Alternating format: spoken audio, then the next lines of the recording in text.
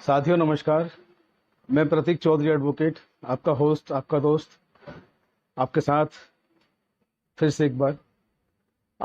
हम एक बहुत ही अलग विषय, अलग ही टॉपिक लेकर आए हैं, जिससे समाज के लगभग हर व्यक्ति को हर दिन रूबरू होना पड़ता है, उससे दो चार होना पड़ता है। आज जब हम घर से बाहर निकलते हैं, समाज में ऐसे कई लोग होते हैं, शरारती कह लीजिए या लड़ाका कह लीजिए, जिनसे आपका कहीं ना कहीं चाहे अनचाहे सामना होता है और आप उनसे द्वारा किए गए अपमान से, गाली गलौज से परेशान होते हैं, उनके द्वारा दी गई धमकी से परेशान होते हैं। तो आज हम लोग इसी विषय पर चर्चा करेंगे, इसी विषय पर बात करेंगे कि ऐसे में आपके लिए कानूनी उपचार क्या हैं। अगर कोई आपको धमकी देता है, कोई आपको गाली गलौज करता है, कोई आपका अपमान करता है, तो इस ऐसे में आप क्या कर सकते हैं, आपके पास कानूनी उपचार क्या हैं, आपके पास लीगल रेमेडीज क्या हैं।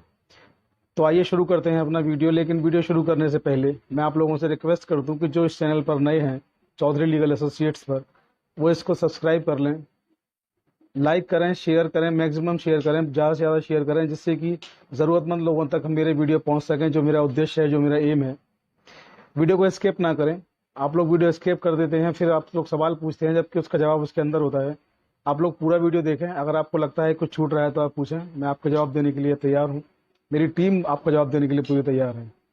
तो आइए देर न करते हुए शुरू करते हैं आज का वीडियो। और आज का जो वीडियो है वो आईपीसी के, जो इंडियन पेनल कोड है, भारतीय दंड संहिता जो है, जो निर्धारित करती है आपके द्वारा किसी व्यक्ति के द्वारा किए गए अपराध को निर्धारित करती है कि वो किस सेक्शन में आएगा, किस धारा के अंतर्गत आएगा, उसको इंडियन पेनल कोड कहते हैं, भारतीय दंड संहिता।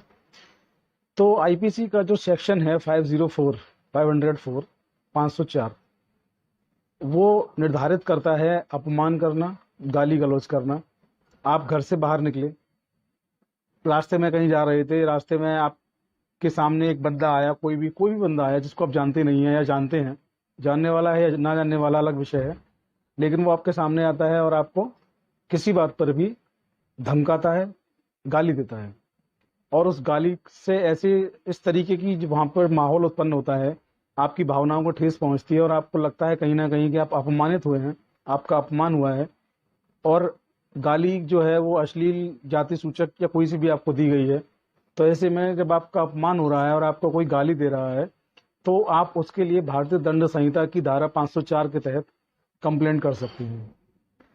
इसी कड़ी में आगे हम देखेंगे कि जब कोई व्यक्ति गाली देता है तो उसकी बात केवल गाली तक सीमित नहीं रहती, वो गाली देते देते आपको कभी कभी धमकी भी देने लगता है। और मोस्टली केसों में देखा गया है कि वो धमकी ही देता है आपको गाली के साथ में।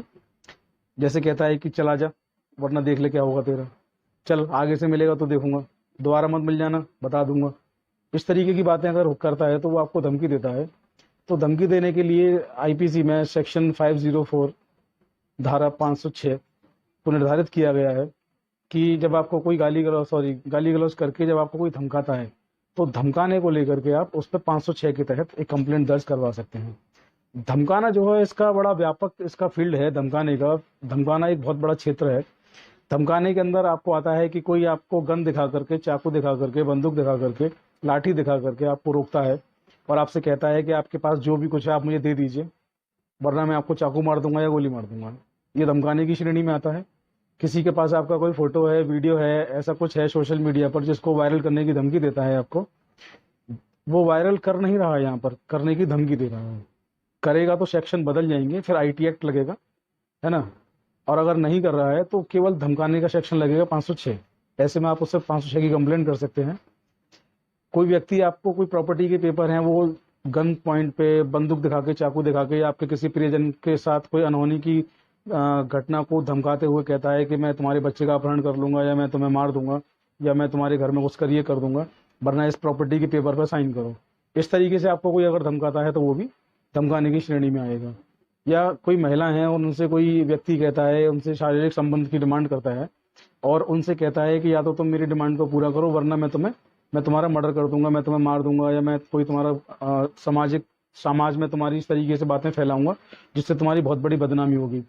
तो वो भी यहाँ पर आपको एक तरीके से धमका रहा है। तो धमकाना जो है उसका फील्ड बहुत बड़ा है, बहुत व्यापक उसका फील्ड है। तमाम चीज़ें धमकाने की श्रेणी में आती हैं। या आपको देखना है, आपको तय करना है कि आपके साथ किस तरीके की धमकाने वाली घटना हो रही है। लेकिन कहीं भी किसी भी चीज़ को लेकर के आपको धमकाया जाता है कि आप मेरी डिमांड को नहीं मानेंगे तो आपके साथ ये कर दूंगा, है ना, या आप मुझे दोबारा से मिलेंगे तो मैं आपको मार दूंगा, आप मेरी बात को नहीं सुनेंगे तो मैं आपके साथ ये कर दूंगा, इस तरीके की कोई घटना होती है तो आप उसको लेकर के 506 में कंप्लेंट कर सकते हैं।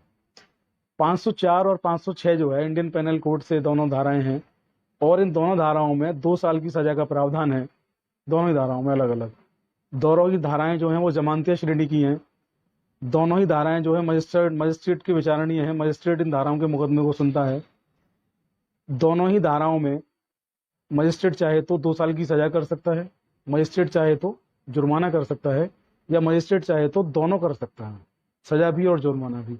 ये मजिस्ट्रेट जो होंगे उनका राइट होगा, उनको जो समझ में आएगा उस वक्त के किस प्रकार का, किस श्रेणी का इनको दंड दिया जाना आवश्यक है ऐसे लोगों को, वो उसका दंड देंगे। तो आप अपने प्रति हो रहे अपराध को लेकर गंभीर रहें, अपने समाज के प्रति हो रहे अपराध को लेकर आप गंभीर रहें, आवाज उठाएं, आवाज को दबाएं नहीं। मैं और मेरी पूरी टीम आपके साथ, आपकी मदद करने के लिए, आपकी लीगल हेल्प करने के लिए 24 घंटे तैयार हैं, तत्पर हैं। आप लोगों को कहीं भी लगता है कि हमारी ज़रूरत है, आप लोग हमें कॉल करिए, हमारे कॉल मत करिए, कॉल हम उठा नहीं पाते हैं, बिजी रहते हैं। आप लोग हमारे व्हाट्सएप नंबर पर मैसेज भेज सकते हैं, आप लोग हमें कमेंट बॉक्स में लिख सकते हैं, आप लोग हमें हमें हमारी प्रोफाइल पर जाके मैसेज कर सकते हैं। आप हमें मैसेज भेजिए, हम आपकी मदद करने के लिए तैयार हैं, हम और हमारी पूरी टीम। मैसेज भेजेंगे, उसका उत्तर आपको ज़रूर मिलेगा, थोड़ा समय लग सकता है, घंटे 2 घंटे 1 दिन, लेकिन उसका उत्तर आपको ज़रूर मिलेगा। तो 506 और 504 को पहचानिए, अपने प्रति और अपने आसपास के प्रति हो रहे, लोगों के प्रति हो रहे अपराध को समझिए और उनको जागरूक करिए कि वो भी इस तरीके की कंप्लेंट दर्ज करें। और ये क्योंकि कंप्लेंट नेचर की धाराएं हैं, तो इनका जो मुकदमा है वो आपको किसी लॉयर को एंगेज करके, किसी वकील को आपको बताना होगा, और वकील साहब मुकदमा तैयार करेंगे और ये मामला कोर्ट में फाइल होगा।